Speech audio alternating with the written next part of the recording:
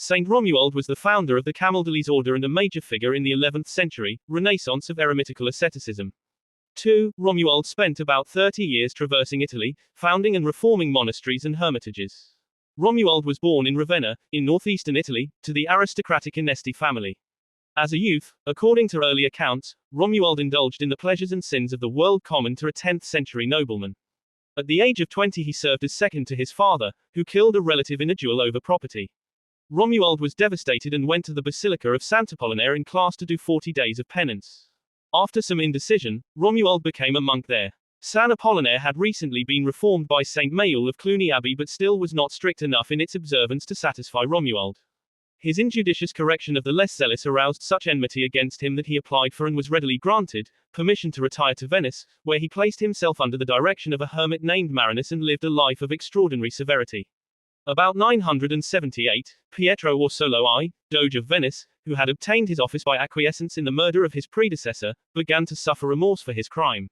On the advice of Garanus, abbot of San Miguel de Cuxa, in Catalonia, and of Marinus and Romuald, he abandoned his office and relations and fled to Cuxa, where he took the habit of Saint Benedict, while Romuald and Marinus erected a hermitage close to the monastery.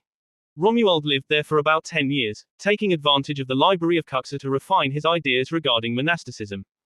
After that he spent the next 30 years going about Italy, founding and reforming monasteries and hermitages.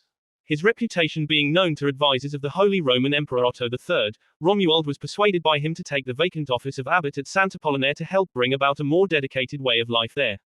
The monks, however, resisted his reforms and after a year, Romuald resigned, hurling his abbot's staff at Otto's feet in total frustration.